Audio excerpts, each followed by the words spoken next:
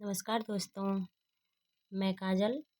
आज मैं डिस्कशन करने वाली हूँ आप लोगों के साथ बीपीएससी 71वीं मेंस के लिए विज्ञान और प्रौद्योगिकी के इम्पोर्टेंट क्वेश्चन जो बार बार पीवाईक्यू के हिसाब से पूछे जाते हैं।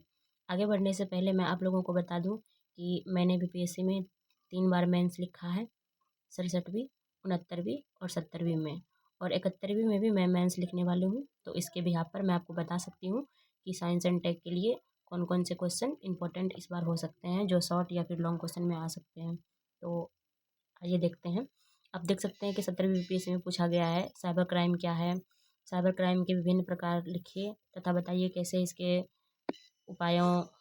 अपराधों को कम करने में कैसे मदद कर रही है। मैंने इस वीडियो में कवर किया है बेसिकली कि विभिन्न क्षेत्र में आप विज्ञान और प्रौद्योगिकी के भूमिका को बताइए। इसके बिहाफ पर मैंने ये पीवाईक्यू यहाँ पे लिखा है, आप देख सकते हैं।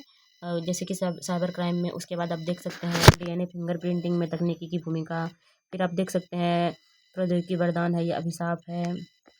आप देख सकते हैं जल संरक्षण में, देख सकते हैं बाढ़ और सुखाड़ में, आपदा प्रबंधन में, मेक इन इंडिया को गति देने में। तो इसके हिसाब से मैं डिस्कशन करूँगी 71st के लिए। देखिए इसमें एक जो 70वीं में पूछा गया है कि साइबर क्राइम क्या है।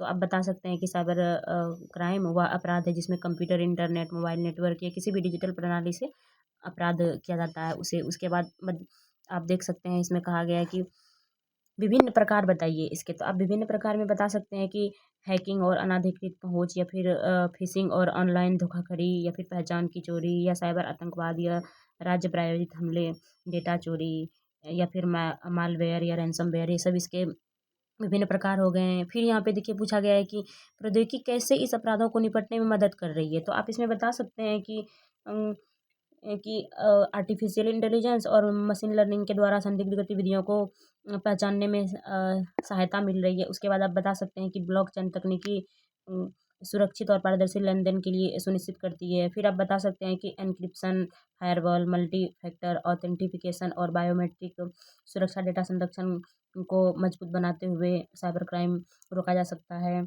इस प्रकार से फिर आप नीचे 1-2 लाइन के निष्कर्ष बता सकते हैं। फिर हो गया, ये आपके शॉर्ट क्वेश्चन का फ्रेमिंग हुआ। इसी प्रकार आप डीएनए फिंगरप्रिंटिंग की बात करें तो आप उसके बारे में भी बता सकते हैं कि डीएनए फिंगरप्रिंटिंग एक आधुनिक जैव प्रौद्योगिकी तकनीक है जिसके माध्यम से किसी व्यक्ति की पहचान उसकी विशिष्ट आनुवंशिक संरचना के आधार पर की जाती है। क्योंकि प्रत्येक व्यक्ति का डीएनए अद्वितीय होता है, इसलिए यह तकनीक फोरेंसिक विज्ञान में अत्यंत विश्वसनीय मानी जाती है। फिर आप इसमें थोड़ा मुख्य भाग में बता सकते हैं कि फोरेंसिक विज्ञान में डीएनए फिंगरप्रिंटिंग का उपयोग अपराधों की जांच में निर्णायक भूमिका निभाता है।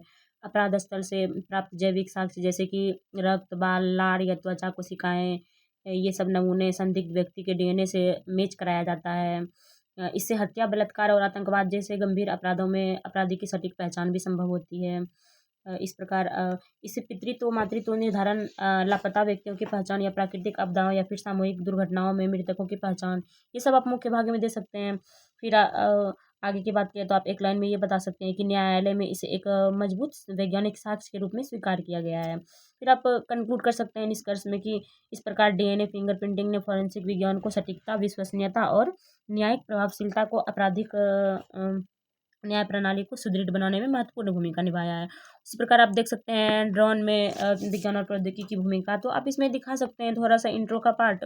उसके बाद आप दिखा सकते हैं इसमें कि कैसे है इसका सीमा सुरक्षा में, कैसे जो है राष्ट्रीय सुरक्षा कैसे हो रहा है। उसके बाद आप बता सकते हैं कि आपदा प्रबंधन में, फिर आंतरिक सुरक्षा में आप दिखा सकते हैं। उसके बाद आप अ, बाढ़ और सुखाड़ में भी दिखा सकते हैं। उसके बाद अंतरिक्ष नियंत्रण व साइबर सुरक्षा में भी ड्रोन किस प्रकार भूमिका निभा रहा है। फिर यहाँ पे आप देख सकते हैं कि उपयुक्त उदाहरणों की पुष्टि करिए। तो आप उदाहरण में दे सकते हैं कि 2019 में जैसे मोहम्मद के ठिकानों पर ड्रोन एसआईआर से जो है इकट्ठे किए गए थे, साक्ष्य इकट्ठे किए गए थे। तो इस प्रकार आप देख सकते हैं। फिर इसी प्रकार प्रदूषण में, फिर जल संरक्षण में, फिर आप देख सकते हैं ये बाढ़ सुखाड़, ये क्वेश्चन 3 बार रिपीट हुआ है।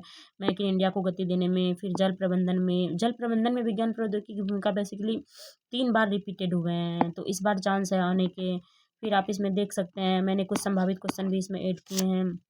जैसे कि आप देखिए शिक्षा के क्षेत्र में हो सकता है इस बार पूछ ले, या फिर सतत विकास तो 69वें में पूछा जा चुका है, शहरी विकास में या फिर खाद्य सुरक्षा में या बुनियादी अवसंरचना को मजबूत करने में। तो आप देख सकते हैं यहाँ सारा PYQ दिया हुआ है। आप लोग कमेंट बॉक्स में कमेंट करें, अगर इसका सारा मॉडल आंसर फ्रेमिंग एक एक क्वेश्चन करके चाहिए तो आप लोग कमेंट बॉक्स में कमेंट करें और बताएं आपको वीडियो कैसा लगा। इस चैनल को सब्सक्राइब करें और लाइक करें और बने रहें। फिर मैं अगली वीडियो में आपसे मिलती हूँ। धन्यवाद।